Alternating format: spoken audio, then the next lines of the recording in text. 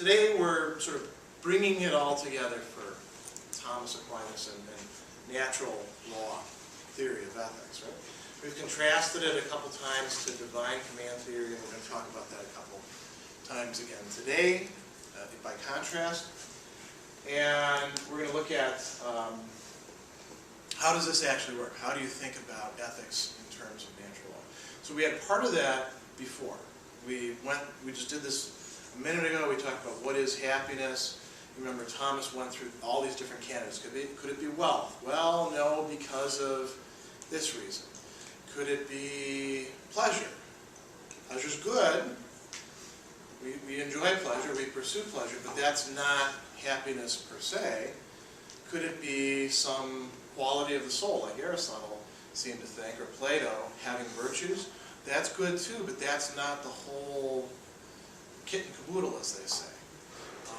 So there's something else involved there. And then we talked about virtues and vices and this notion of sin. And you notice he was dealing with it not so much as a theologian. A theologian would talk about sin as, say, offense against God, right? What makes something a sin? God doesn't like it. God tells you don't do it. But you can also think of a sin as just any sort of bad action, right? And if you're doing that, you're not thinking in terms of theology. You're thinking as a moral philosopher. And as we've been going through this semester, you remember thinking back to the McIntyre piece that I had you read at the start. All of you are not professional philosophers, although who knows, maybe some of you will go on and become that later on. But all of you are moral philosophers to a certain extent. You've been thinking about what actually does make human beings happy, not just you, but other human beings, about different ways of articulating this, about, bless you, whether rules are needed, whether certain habits are needed, whether certain conditions are required, how that would work. You've been doing it by thinking it through some great, previous thinkers, sort of thinking alongside them. Sort of like when you're riding a bike. You first started out riding, did you immediately hop on and take off? What did you have on your bike at the start? Training wheels. Training wheels, right. Reading these texts is sort of like training wheels for you as developing moral philosophers. So you read through Aristotle, because Aristotle had a lot to say, and some of it's pretty good. I think some of you at least see some value in it, right? And then eventually, the training wheels are going to come off. And you're going to be in situations where you have to think about this, and you're not, unless you've been memorizing Aristotle, you're not just going to have in your mind say, Aristotle addressed this sort of situation. Or you take out the book, let me see what Aristotle said. Because I'm in this business situation, or this policing situation, or something like that. That's probably not going to be the case. But you'll have, bits and pieces that you've taken from it, things that you've made your own. That's what you've been doing with these writing assignments. You've been contextualizing it in terms of your own life, right? That's part of why you're going to do the resource guide, because you're contextualizing it in terms of your passion or your profession. Well, all of this brings us back to Thomas. So we're bringing Thomas to all these threads together in this notion of the natural law. Because the natural law tells us that we need to have virtues and to avoid vices. Or if we have vices, to get rid of our vices. It directs us towards our final end, or happiness. And here's where it gets really interesting. Thomas thinks that, let's say you were stuck on a desert island somewhere with a bunch of people. Pick Gilligan's Island, for example. Or those Survivor shows. I don't know if they still abandon people on islands or they put them somewhere else, because I haven't watched that show for a long time. Any of you watch that show? Is it still on the air? I think Survivor? it is. Yeah, I think it is. Do they still set it like, some remote place out in the middle of nowhere? Or? Yeah. It must be like its 10th or 11th season by now. So imagine you're on one of these islands, right? Now some people would say, if you didn't bring a Bible, or pick any other holy book that you want, you are just screwed when it comes to morality. Because the book tells you how you ought to behave. The book is a revelation from something greater than human beings. And if you don't have that, all bets are off. And you've probably seen some movies or read some books in which things happen like that, right? Did you guys have to read Lord of the Flies back in middle school or high school? What happened in that book? When we talk about Hobbes, that's going to be a little bit more like that. What happened in that? These kids airplane crash onto an island, and they meet. Were there already other kids on that island? No, there were pigs. They were all one group. They were, a bunch of kids. They're stuck on an island. Are there any adults? No. So there's no moral authorities. Bless you. As far as I know, I don't remember them having any groups. And what happens to their relationships with each other? How do things pan out? Yeah. First it's good, but it gets worse and worse. Yeah, you're right. It gets worse, and in what ways? What happens there? Like at first they go hunting, and then That's a lot of fun too, right? There's a lot of descriptions of how great it was spearing the pigs, and they roast the pigs. And have you ever been to a pig roast? That's pretty good eating, right? Then what happens? at some point they're ready to kill each other, and they do kill. Okay, I'll come back to you. So they're having fun, doing what boys like to do, hunting, that sort of stuff, and somehow they end up ready to kill each other. And I don't remember, does Piggy get killed? Yeah. Yeah, he Crushed by does. the rock. That's right. Okay, so how do they end up going from here to here? Yeah. Did they separate into like two groups and one like worship? I forget what it was, like a fallen pilot or something weird. I vaguely, do you remember that? They broke into two groups. I remember like they broke up into a hunting group, and then the guys Jack spread lies about the other one saying he did. Yeah, there's Jack, and he's like the chief bad guy, right? Piggy is the one who gets sacrificed in the end. And then what was the name of the guy who stands up for Piggy? Anyone remember? Ralph, yeah. Very good. What is Ralph doing that Jack isn't doing? I mean, Jack leads them into some sort of, I think weird idolatry, but he's also a leader. He doesn't seem to have a very strong sense of right and wrong. Or he seems to be sort of like, remember Thrasymachus? Hey, if you can take power, use it on other people, that's great. Put yourself at the top, and then, everybody has to obey you. Yeah. I think Jack would be more like a would be considered like, I think that when they split into two groups, I think Ralph is more like civilized, civilized, and then Jack is, if I remember correctly, Jack is more like savage, and it's the pig, it's the slaughtering of the pig, I think that is significant in the book, if I remember when I read it back in high school. This is all sort of ancient history for us, isn't it? Yeah. I should reread that. I haven't read it since high school myself. I think you're right. One is representing civilization, and not just civilization, but what goes along with civilization? Morality, a sense of right and wrong, something that we teach to each other, something that we pretend to practice. Like, think about this classroom, right? Do any of you every once in a while feel like saying, I got other stuff to do. I'm getting the hell out of here. Honestly, did any of you ever feel like that? I know I did when I was in a college class. What keeps you from doing that? Or let's say there's other things you'd like to do.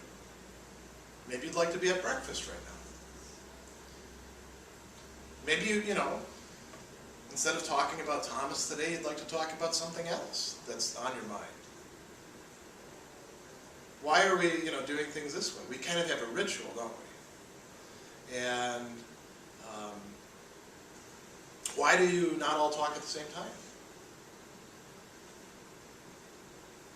You guys are actually very well mannered. You raise your hands, and I taught a place where students don't do that. They just shout things It's out. the order of things, the way things Okay, so it's the order of things, the way things are done. Is there any good reason for it? Can you think of any good reason why you should raise your hand? Yeah. So it doesn't get chaotic and everyone's talking. Excuse me. That's a very good explanation. So it doesn't get chaotic. Everyone's not talking at the same time. And that's a good thing, right? In order for learning to take place, can all of you just be sort of talking about whatever you want at any time? Maybe if we break into small groups, as some do. But no, you're exactly right. There's a purpose to it. Now, what we know about so-called primitive peoples is that quite often they have very elaborate social systems and sets of rules. And so, was it Ralph? No, Ralph is the civilizing guy. Jack is we're going to be savages, right? And when civilized people turn savage, they're way worse than any savage that we've ever run across, because what they do is they remove that moral code. They remove that set of expectations that we all have in certain treatment with each other. And they don't replace it with anything other than using power on each other. And if you actually look at so-called savages in functioning tribal societies, they don't do that to each other, except in certain cases. Often when society is breaking down. So Jack is a very different kind of savage than the people that they're thinking that they're like. And a lot of this comes back to this idea of natural law. They didn't have a book to tell them what to do. Ralph didn't actually come out and say, well, the precepts of British civilization are that we should act this way when we're in these sort of situations. He just sort of said, hey, this is the right thing to do. Quit picking on Piggy. Piggy is this kid who's got asthma, right? And so he can't do all the things that the other kids can do. Don't listen to this guy, Jack. He's leading you astray. He's not saying these things because he's holding a holy book in his hand and saying, in verse such and such, it says this and this. And he's not doing it based on just English civilization has taught me this. He's saying this is the right thing to do, and he's making a claim that this is the right thing to do whether we're English, French, American, from Ghana, from China, pick wherever you want. He's appealing to something like the natural law. Thomas thinks that we have, we have within us, and for some of us it may be sort of obscured, and some of us it may be much more shining through. We have a sort of innate sense of right and wrong that has been implanted in us by the kind of beings that we are. So it is coming from the divine, but it's not coming from the divine like a book that you page through and say, okay, now I've read this, now I know what to do. Instead, it's written within our hearts, as they say. And we have to work at it to actually bring it out and make it operative, to make it clear. Right? It's not like you just sort of think to yourself, what's the right thing to do? And it pops right into your head. You do have to think it over. If you think about another, island situation with, Gilligan's Island, you've all seen Gilligan's Island, right? A lot of what they have to do are puzzling through certain moral situations. Should they spend their time building a raft or fixing the radio? Does the professor get to, hog some of the supplies to do this thing? Should, the Howells be generous with their belongings? They've got a lot of things along. Should the skipper be in charge since he's actually the guy who was in charge on the boat? How should the skipper treat his little buddy, Gilligan, who's kind of a, simpleton? How should he keep him out of trouble? These are all questions about morality. These are all questions about what one ought to do, practical reasoning. And when they're puzzling through it, often they're thinking of things in terms of the natural law. So let's now think about the notion of law itself. This is very far from what you're used to thinking about as law. what are some examples of laws that you can think of in our society? Or let me ask you this, let me change the question. Where have you encountered the law?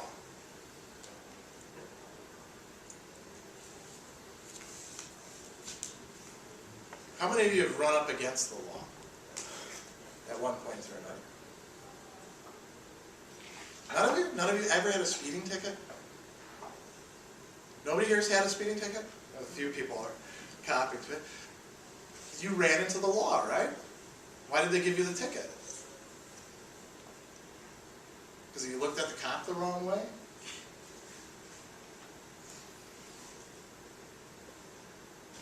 I think the last speeding ticket that I had was in Tennessee, and I was like coming down a mountain, and I was going at least 20 over, because, you know, at night I'd been driving for like 8 hours, and you get going down those mountains and you pick up speed pretty quick. I went past the speed trap. Still not supposed to be going that fast, right? You encountered the law, and what does the law say? The speed limit says you can only go from here to here as far as your range of speed. If you go any further, what does the law also say? You can be punished. When you got your ticket, what does the ticket say on it? Do you remember? It'll say how fast you're going. What else? Did any of you get a court date? And if you're in another state, generally you don't go to court, you just pay the fine. Is this familiar? Where else have you run into the law? You guys are all, 20, 21, 22. You've all worked, right? What did you have to do at the end of the year? Pay tax. Pay taxes? I mean, they probably took it out of your paycheck. I'm willing to bet most of you got a refund back, right? Most of the time? Sometimes. Sometimes. Yeah, it depends on how much you make. And those refunds will go away once you guys get out. It's amazing how much your money goes into taxes once you start making money. You encountered the law in that, right? What happens if you don't file your taxes? Nothing? Why do it? What happens if you don't file your taxes? Yeah. You get audited. Fines. You get audited, right? And if they find that you should have paid more taxes, they tack on penalties and fines, and you can even go to prison. One of the most notorious gangsters of all time in the United States got sent to prison for tax evasion because they couldn't successfully prosecute him on anything else. So they actually took his illicit earnings as taxable income and then charged him with tax evasion. Al Capone. How else do we encounter the law? What are some of the laws that you guys follow that you probably wouldn't think of violating except maybe in extreme circumstances? None of you are killers, right? Anybody in here who's, well, if you were, you wouldn't tell me. Anybody killing people off on the side? Probably not. Why not? What happens to you if you kill somebody and you get caught?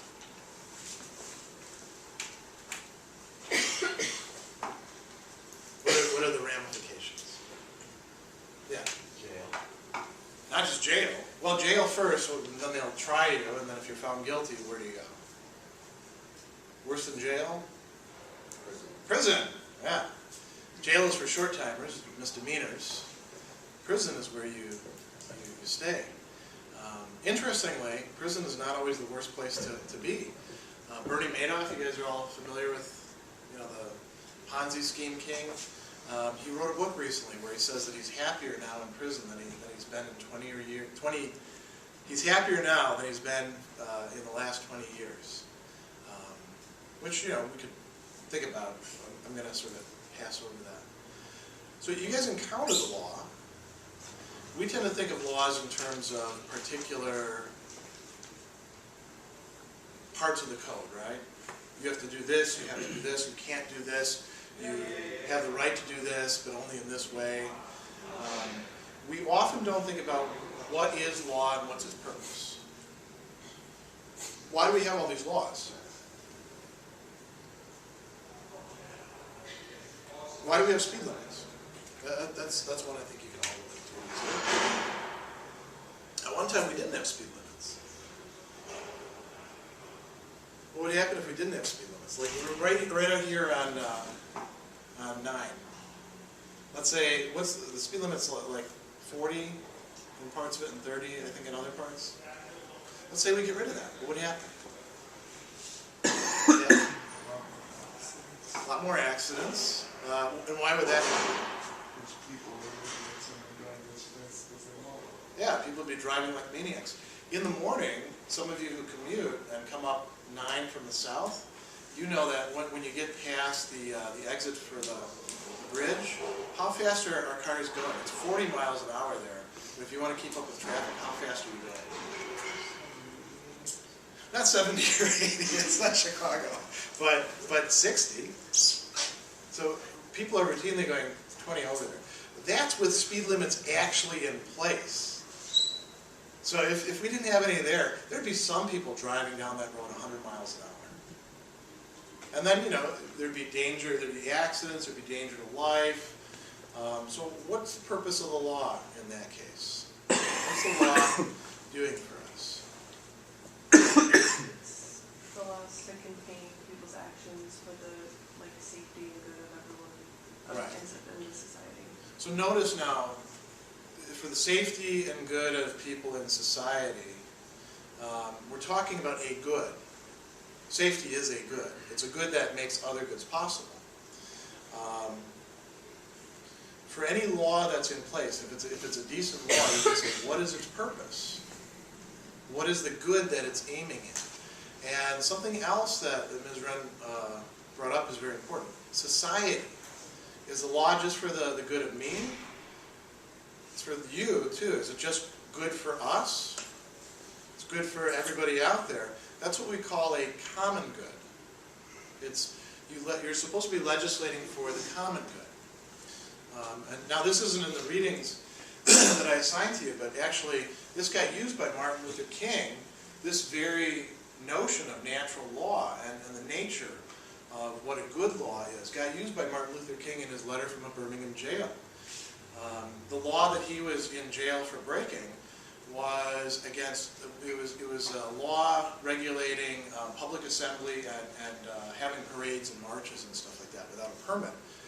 And the reason the law was put in place was not for the common good. It was put in place to keep African Americans in the South, the segregated South, from being able to carry out protest marches and try to change the situation of segregation. Now that was a law that was working out just fine for some people in that society, the people who wanted to stay in control, which was not the entirety of all whites too, by the way, in say Alabama, right? It was those who were deriving something from having this very strict racial division. It certainly wasn't for the good of other people in that society, was it? It was to their detriment. And what he said is, a law that does that sort of thing, that doesn't lift up humanity, but degrades humanity, is a bad law. And where was he getting that from? Two people.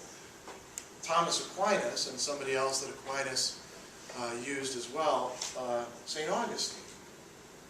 St. Augustine says that a law that's not for the common good is a bad law and is not really a law at all. And Thomas follows him in that. A law has to be ordained for the good not just of the lawgiver, but for the good of those who are governed by it. Think back again to Thrasymachus. What was Thrasymachus saying? The rulers, they just arrange things to their own benefit. And they put laws in place that will benefit them. Like let's say I was a bad teacher, bad in the moral sense, not the pedagogical sense. Let's say I demanded of all of you, in order to get a good grade, you all have to pay me what should we call it, a consulting fee, or can you think of any better euphemism? Because you don't want to call it a bribe, right? What do you think would be a good value for an A in class? Offhand. Let's say we had to set a dollar value. I haven't thought about this because this is the sort of thing I do to students. Probably hasn't crossed your mind either, has it? Let's say we had to pick a dollar amount. $100, would that be good? Or maybe $500? What do you think? And you'd be guaranteed an A. What would you be willing to pay? Well, let's say the situation were reversed. Let's say you're in my shoes. What would you charge other people if you were in that situation?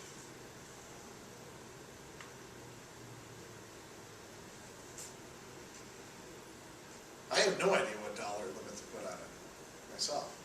If I were doing that, I'd be, sort of like the legislator governing, making arrangements very clearly to my benefit, maybe to your benefit as well if you enjoy, paying for grades. If that's the sort of thing you're into. Would that be good? Would that be for the common good? What do you think? See any sort of problem with that, other than, you're not supposed to do that, according to the student conduct code? Yeah. So it's not ethical because, no one's doing it, everyone else to do it. Okay, very good. It's not ethical because, that's the key thing, because then people aren't doing their own work. And why do we make you do work in college? Just to fill up your time because you have to do something with you, or else you run wild over campus. If you're not doing athletics or involved in clubs or things like that, right? We got to keep you guys active somehow. Is that the reasoning? Why do we give you assignments? Yeah. So you can demonstrate your understanding of the work, but also, before that, just so you can build your understanding, right? So you can build your skills, build your competencies, so you come out of here 4 years later knowing a lot more than you did at the start. I mean, if you're coming out of here 4 years later, the same person you came in, something went wrong with college education, right? Again, so if we had a practice like that in place, it would not be for the common good. It would not be for the good of the governed. It wouldn't be for those who were supposed to be taken care of. That's the nature of law. Law has to be for the common good. It can't just be the egoistic desires or interests of the person making the laws. There's another thing. Law is given by reason. It has to be rational. It can't just be, I'm going to give a law just because I feel like this. That's why legislators actually debate. The idea is that by having multiple sides represented, the best laws will come out of it. Often that's not really the case. They just compromise, But those are not good laws in that case. Laws are discoverable by reason. You as rational human beings are on a different plane than other animals are. Even other really smart animals like chimps. You can teach chimps to do a whole bunch of things, and they seem to imitate each other and learn from each other. They're also one of the most violent species too. I don't know if you know this. Gorillas are not the real violent ones. Gorillas are real peaceable. Chimps will actually hunt down other bands of chimps and wipe them out and exterminate them if they think that they're moving into their territory. So you see these movies like The Planet of the Apes, and it's the chimps that are the nice ones and the gorillas that are the mean ones. Totally backwards, right? And they're pretty smart. And, they have societies and all that. What do we have? We have reason. Octopi turn out to be incredibly smart. You can actually take an octopus, and they'll show it like a video of a hand opening a jar to get at something inside. The octopus watches that, and then it figures out how to open a jar to get to the food inside. Apparently, of the invertebrates, octopi are the smartest ones, and it's a good thing that they have a very short life cycle, or else maybe they'd have taken over the earth and enslaved all of us, right? But we're different. We have reason. We communicate with each other. We reason things out with each other. We do that about very simple things. We do that with mathematics. We do that with right and wrong as well. That's, again, where the natural law comes from. That's how we find out what it entails. So, Thomas talks about different types of law. I'm going to get to that in a moment. Let's think about what the natural law actually entails. And I put this over here as sort of an interesting principle. This is the sort of moral guide for a very important company that is going to probably be involved in your life for the rest of your life. Does anybody know which company it is that said, well, here's our policy on morality. Don't be evil. Does anybody know which company that is? Yeah. Google. Very good. Google. So Google said, well, you can boil it all down to this. Don't be evil. You know, if everybody followed that, that would probably be better than where we are currently. And that sounds kind of like the natural law, but it's actually not enough. Don't be evil. What do you need just to make that work right off the bat?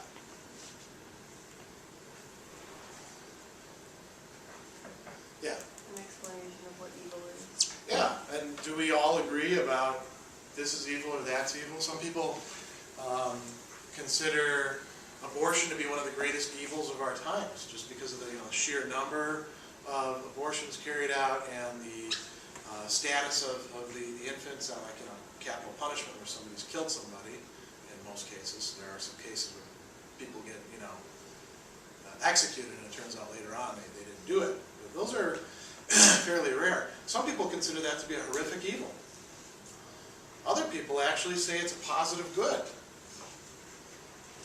I know that may sound a little strange. A lot of people see it as a necessary evil, right? They say, well, we got to have it because otherwise it's holding back women as part of reproductive rights or something like that. There are some abortion rights activists who brag about how many abortions they've had and see it as a rite of passage. There are some who say, I aborted my first child so I could provide a much better life for my second and third child. They clearly don't see that as evil, do they? So, don't be evil. What if you're a Google employee and you're thinking about whether you should have an abortion or not? Does this actually give you any guidance? Not much. It needs to be made more specific, doesn't it? There's another problem with it too. Is it enough to be a good person just not to be evil? What do you think? Let's put it in these terms. How many of you think that down the line you're going to get married or have some sort of, partner that you're going to be with the rest of your life? Okay, so most of the class. Let's say this is the guidance for them. And let's say they work for Google. Or you meet them at Google. And you say, okay, don't be evil. Now we're going to get married and spend the rest of our life together. Here's the moral code you're going to follow. Is that enough? Would you want to be with somebody the rest of your life whose moral code consists just in avoiding being evil? You said no. Why not? Or could be able to one person is not like what's able to. Like I can consider something able. Yeah, there's that problem if we don't always agree about that. Let's go past that though. Let's say you actually do agree. These are evil things, we're not going to do them. Like say cheating, right? You're not going to cheat on each other. You're not going to run up huge debts, without telling each other. You're not going to open up credit cards in each other's names. You're not going to punch each other. You're not going to stick each other with knives. You run down the whole list, right? You're not going to, when you're playing games, you're not going to cheat at the board games with each other. You'll pass on each other's messages, because not doing that would be a very small evil, but it could be bad. You won't embarrass each other at parties, like at Christmas. All these negative prohibitions. Would that be enough for you? Do we set the bar there and say, I'm going to be happy if I can be with somebody who doesn't do this, doesn't do this, doesn't do this, doesn't do this, doesn't do this? Is that really where we set the bar?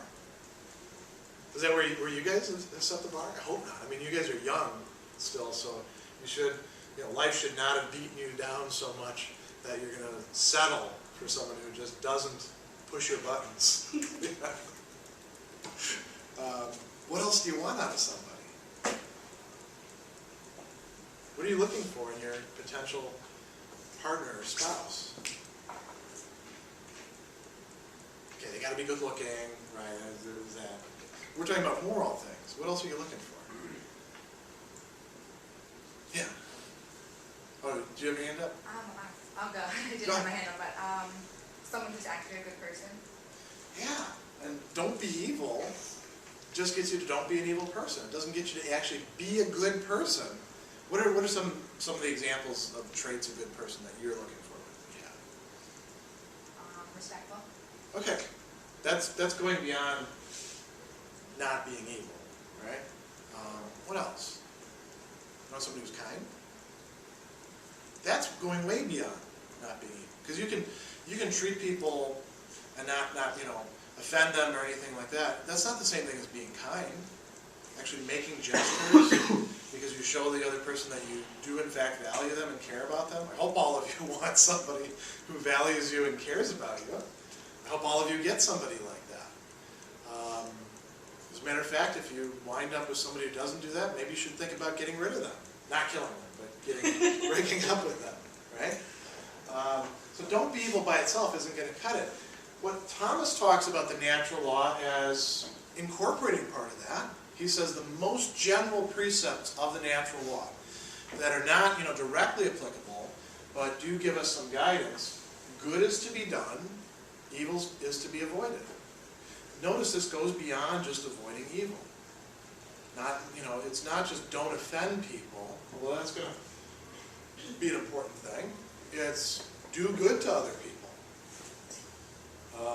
Don't just not, when you have kids, don't just not screw your kids up. Actually love your kids and nurture them and help them to become good people themselves. So this is the most general precept. And then Thomas says we have certain natural inclinations.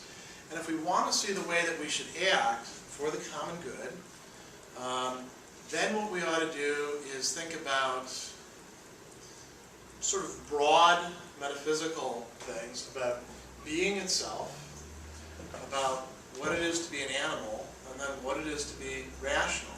And we see whether anything comes out of that. And with what he calls the good of nature, or just sheer being or existence, everything that exists wants to continue in its being. Everything that exists does. Plants want to grow and stay alive. Not in the same way that we have wants. Animals, they don't understand death quite the same way that we do. But, if you go to a slaughterhouse and you see that moment where the pig or the cow realizes that somebody's killing other pigs and cows on the line in front of it, you can tell they're not happy about that. They don't want to be there. And that's why they put chains in place and push them on. Because we're going to eat them, and that's where it comes from, right? Everything that exists wants to continue in its being.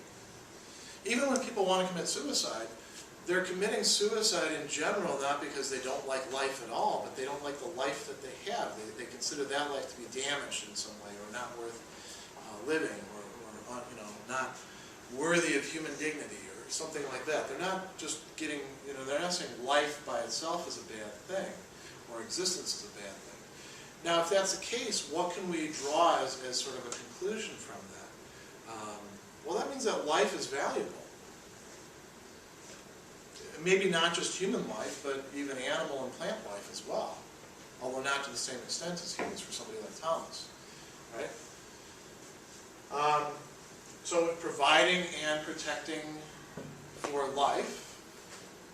Let's say, we had that example, was it last class that I asked you about the kid out in the middle of 9 and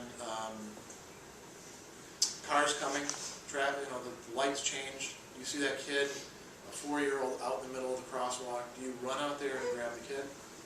Was that last class we brought that up? Okay.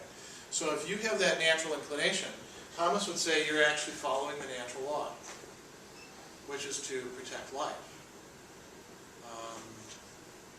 Now, it's not always so cut and dry as that, is it? Are there ways in which we could be maybe protecting other people's lives that depend more on our becoming informed and making decisions and things like that?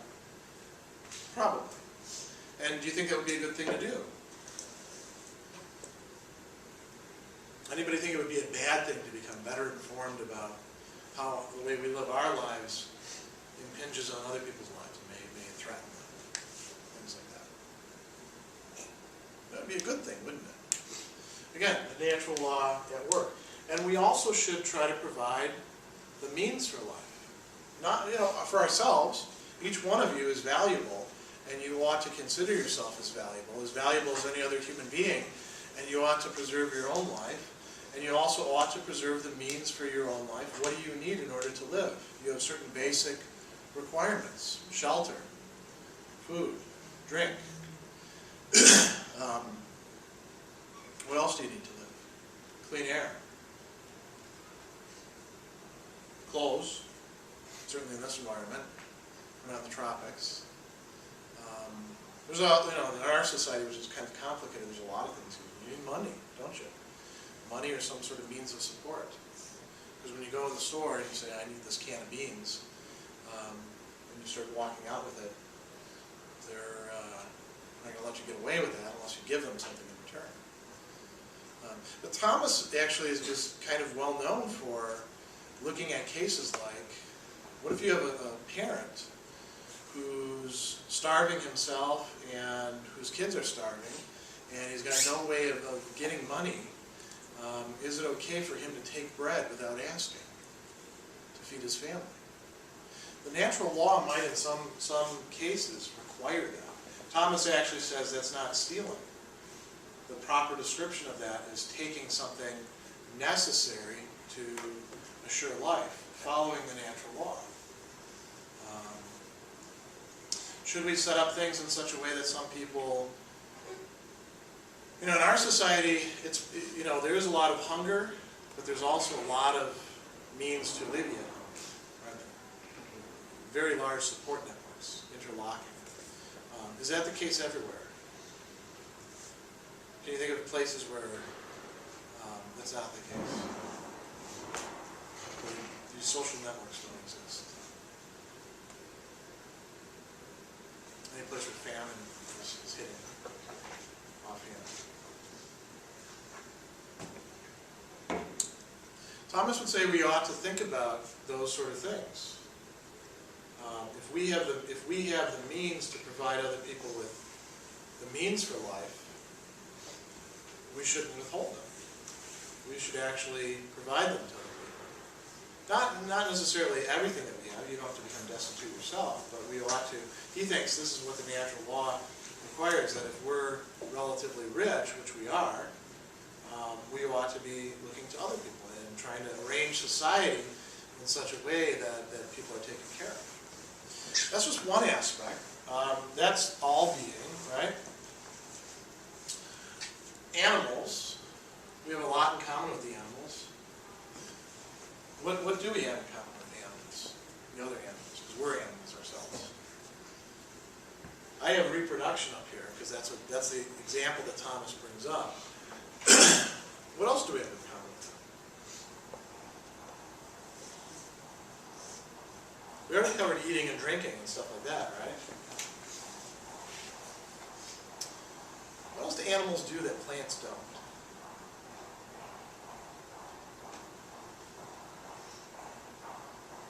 What can you think of?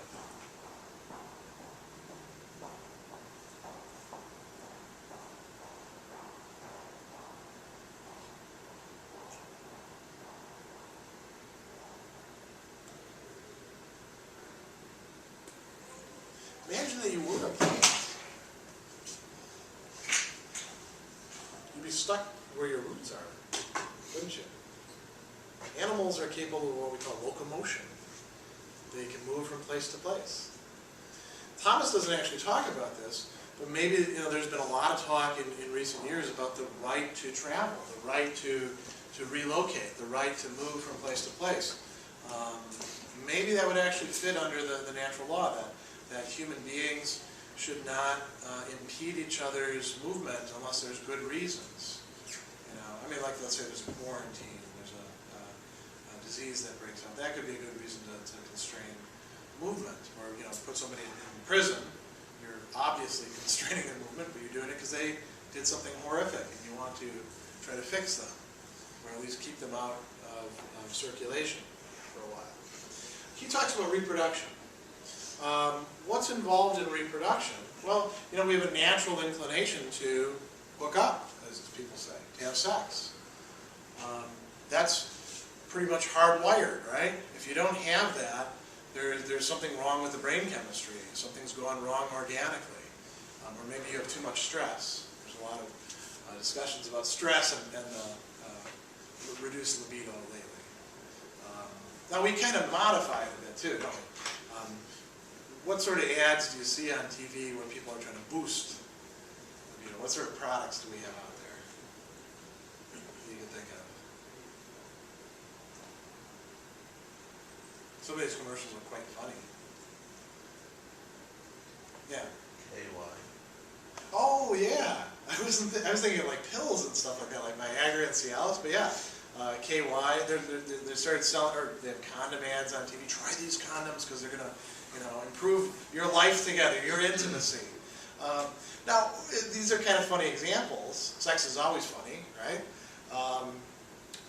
What are they getting at? Well, having sex is a good. Why? Well, there's two sides to it.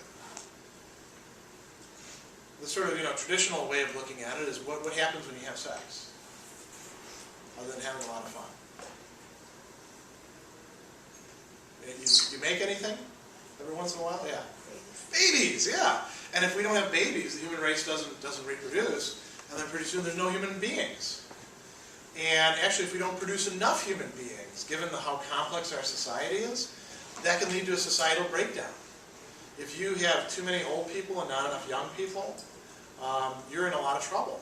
And you better find some young people to come in from somewhere else. And reproduction is a good. According to somebody like Thomas, he would say, yeah, all things want to reproduce each other.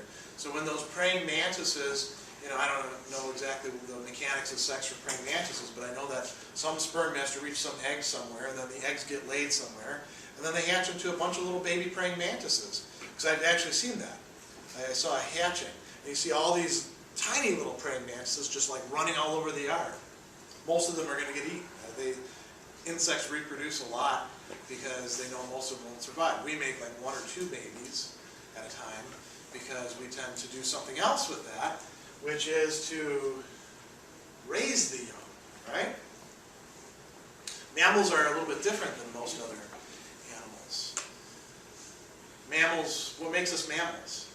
Anyone know offhand? Certain glands that female animals have.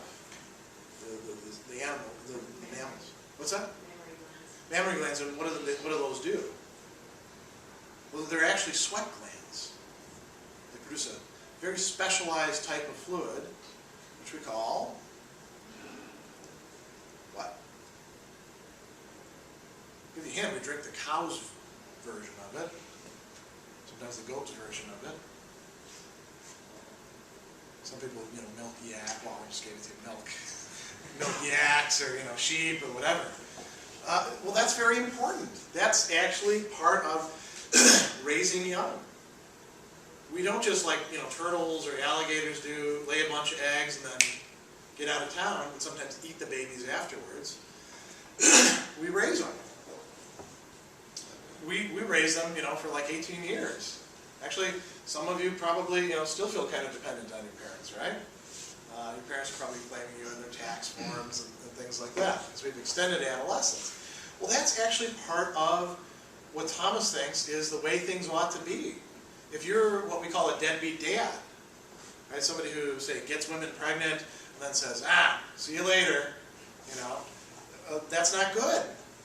You're supposed to nurture your you're young. Even if you pay the child support, but you're not involved with the children's lives.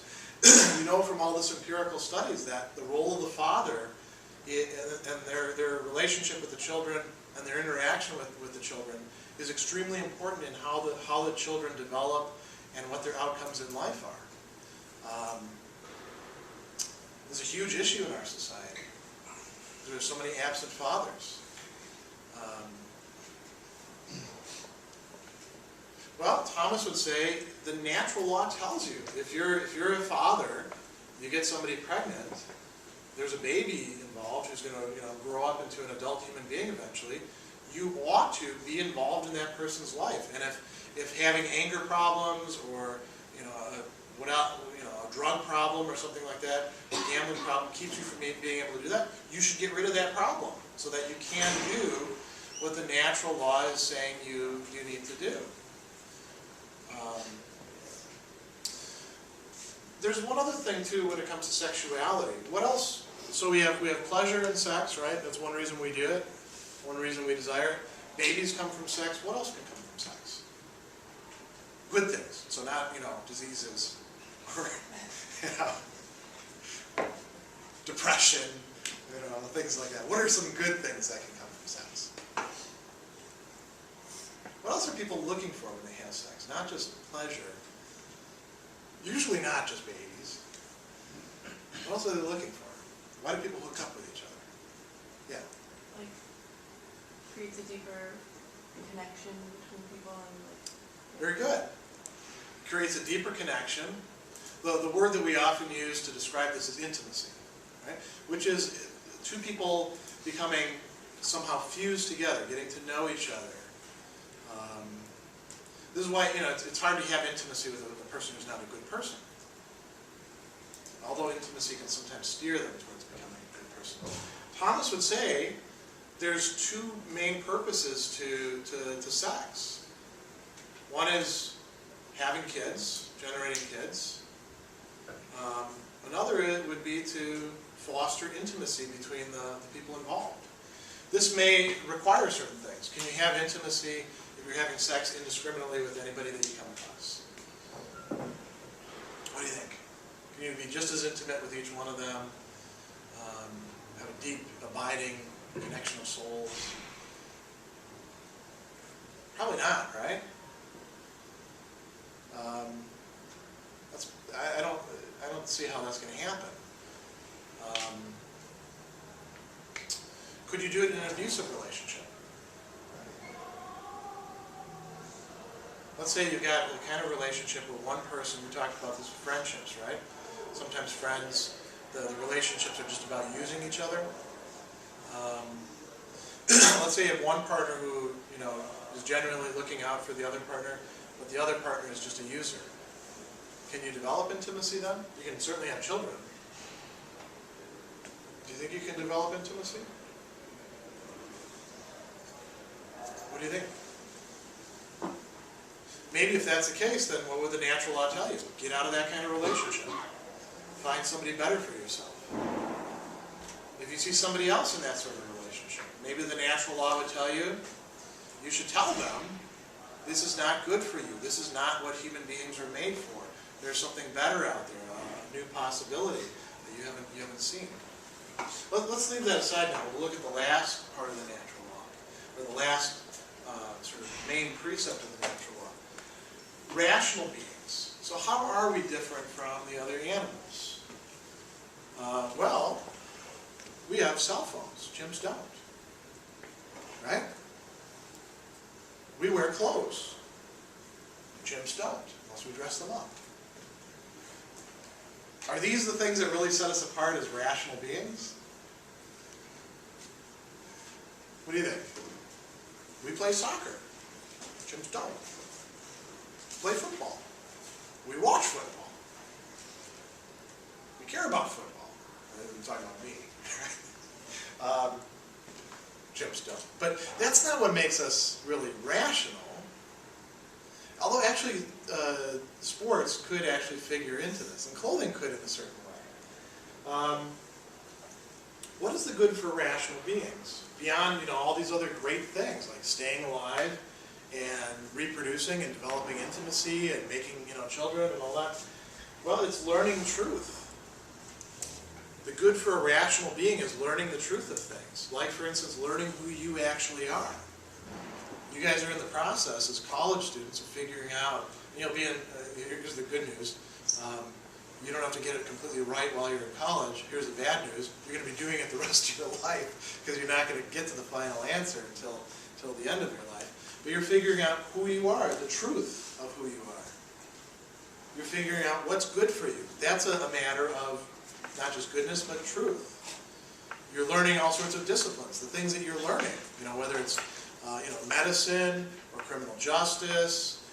Those are good things. Learning those disciplines, acquiring those skills, is a good. It's truth. And then there's living in society. This is different too. I mean, chimps, let's take the example again. Chimps do live in little tiny societies. Chimps don't get much beyond the family unit, the extended clan. We human beings do. Very, very few of us actually live in small, tiny, clan-like units. Almost all of us live in much larger societies. So those are good things. Those are things that we actually desire. Remember, Aristotle said human beings are social creatures. Thomas thinks that as well. So what do you have to do in order to attain these sort of goods? Well, avoiding ignorance for one thing. Choosing not to be ignorant about things. When it comes to this project that you're involved in right here, learning truth, what should college really be about? I just came from a conference where we had debates about what should college really be about, what should university education be about. What are you getting out of being here? You're paying a lot for it, or somebody's paying a lot for it. You're probably having some fun, and that fun may or may not be related to your classes, I don't know. Ideally, it should be related to your classes, shouldn't it? And you should come out of here, like I said a little bit earlier, a much smarter person, somebody who has much more sustained, deep contact with truth than you came in originally. And you should actually be able to communicate that to other people. And if you're doing that, you are actually realizing the good of rational beings. You are realizing what it means to be human. Avoiding ignorance. Not offending other people. We sometimes do like to offend other people. I know I went through, when I was a kid, we messed with each other a lot. We do all sorts of asinine things, like coming up behind each other, and you get a sharp pencil and you poke the other kid with a pencil. What were we thinking? Or you call each other all sorts of names, so much that the other kid takes a swing at you, and then you get to take a swing at them. Right? The natural law tells us that's not a good thing to do. Those are bad things to do. If you know that somebody has certain buttons, you probably shouldn't be pushing those buttons.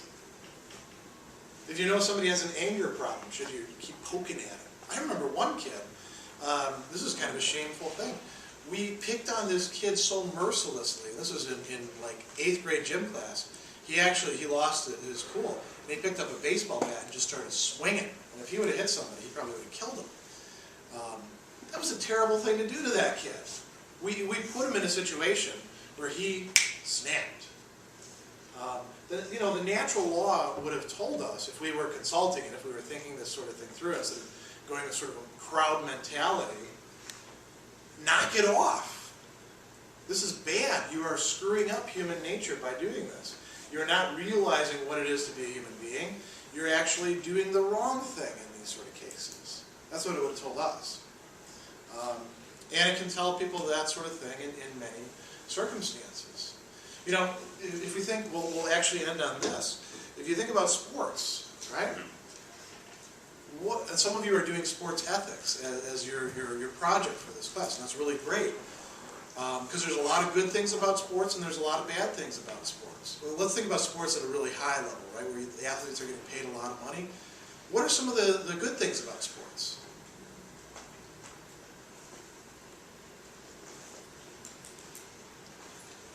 What are people getting out of sitting together watching a football game or a soccer game? Most of the world's watching soccer, not American football, right?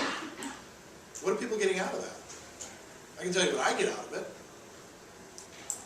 Do any of you watch sports games? What do you get out of it? Yeah. Fun? But you're not just watching it all by yourself, right? Pleasure. Yeah, pleasure. Again, I mean, do you get that? Do you get as much of that just watching it totally on your own as watching it with a few friends? What do we get out? So what are we getting out of that experience of watching it with friends? You just like, if you're like watching with say you're watching a football game with a bunch of like people in the same room for the same teams, it's like more fun because you're like having a connection with these people like over this team. Yeah, very good. I mean, that's part of the element of friendship on a certain level. These are friendships of pleasure, to fun or pleasure. So it's not, you're not becoming virtuous by watching, the Vikings play the Packers or something like that, right? Or Manchester United play whoever, I can't think of any other teams. But you are engaging in society. You are doing something that's actually good for you. Watching, movies together is a good thing. It doesn't mean that it's by itself automatically good and everything about sports becomes wonderful as a result. But if you were going to think about this, you could say, what is the good of sports? Okay, it shows what human beings can become physically, also mentally, because if it's a team sport, they have to coordinate. It can produce these sort of commonalities, these experiences of pleasure and fun that bring us together, that unite us. Those are good things. What takes away from that? Maybe paying athletes these enormous salaries that tend to tick people off, maybe that actually goes against that. If that's the case, what would the natural law say? That's probably not a good idea. Or setting athletes on this pedestal and saying, well, they can do whatever they want in society, clearly not going to be good for society, right? But there's many aspects of sport that are very good for society. This is something that actually has taken me a while to learn on my own. Because I was sort of going, it's all bad, it just promotes kind of again, mob mentality. I had to think about this myself over time and change. When I saw, so this will be where I am. How do you actually see the natural law working out? You use reason to figure it out. You also rely on your own experience. When you see people screw up their lives or each other's lives by handling sex badly, you're actually learning something about the natural law. When you see people do really well with living together in society, you say, I want to be like that. Or you see people doing a really bad job with it, you say, oh, we got to knock that off. You are learning about the natural law. So that's where we'll leave off.